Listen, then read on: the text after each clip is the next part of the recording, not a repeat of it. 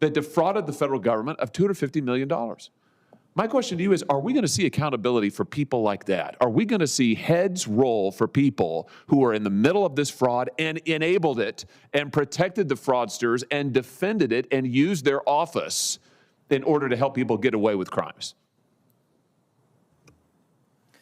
Senator. A tense Senate hearing erupts after explosive allegations about government fraud, missing billions, and political interference. The exchange raises serious questions about accountability, corruption, and whether anyone in power will actually face consequences. Watch the full breakdown of what happened, what it means, and what could come next. Let's slide in. If you find this political breakdown interesting, please give me a thumbs up and as well, like and subscribe for more. Thank you, Mr. Chairman. Mr. McDonald, congratulations on your nomination. It comes not a moment too soon. Yet 2 weeks ago, the CEO of LexisNexis told me under oath that the federal government, according to their estimates, to their own expert research, loses $1 trillion per year to fraud. $1 trillion. That's more than the entire defense budget for this year. A more conservative estimate, the GAO's estimate, is that the federal government loses about $521 billion to fraud every year. That's about the budget of the Department of Veterans Affairs. Either way, we're talking about just enormous amounts. And of course, we've seen it on display in states recently like Minnesota. And my question to you is, are we going to see some more accountability coming for the fraud that has been perpetrated on this country, particularly in places like Minnesota? I mean, is accountability coming? Senator, our goal will be to bring accountability.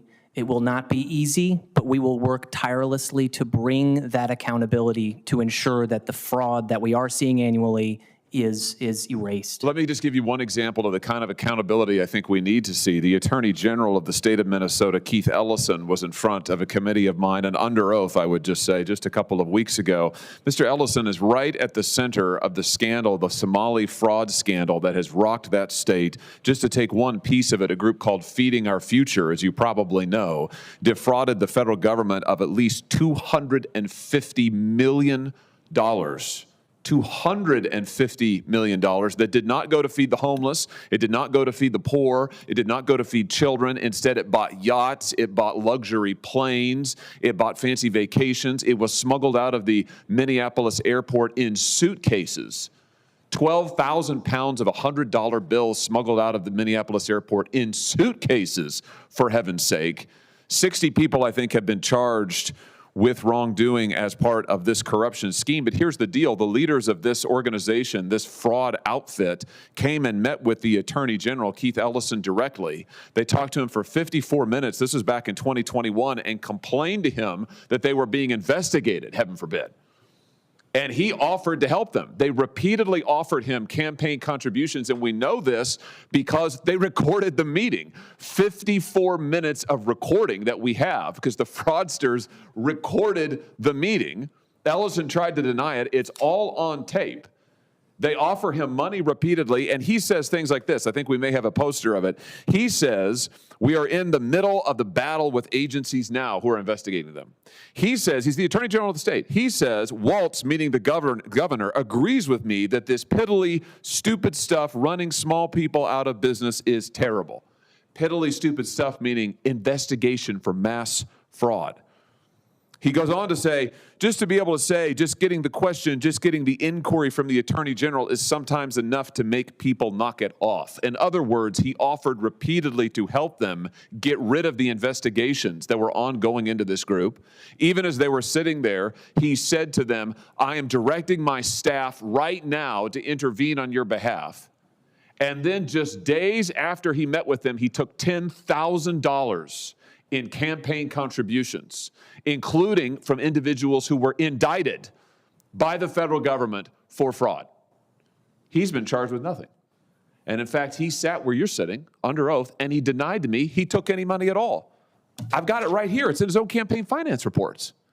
$10,000, including from indicted individuals and others who are associated with this group, members of this group, that defrauded the federal government of $250 million.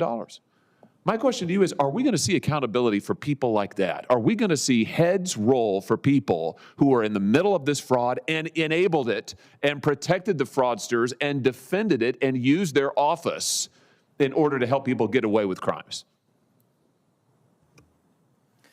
Senator, first, that is certainly not how law enforcement is supposed to work. When there is evidence and when investigators are digging into potential crime, to then have lead law enforcement try to close up that shop and turn away the investigators. That's not how law enforcement is supposed to work, and it's certainly not how law enforcement is going to work in the Department of Justice and in the National Fraud Enforcement Division. We will be, the vision that we have is a division that is large enough where no fraud is too big and no fraud is too small, so that we can reach all actors within the chain of criminal culpability, and no one more than that, only those within the chain of criminal culpability. Those are the ones that we are going to be looking after, investigating, and following the facts without fear or favor. Good. I think that's absolutely vital. I think it's long overdue. You said that no fraud is too big or too small. I hope that will also mean that no elected official is too big or too small, because those who helped enable this fraud,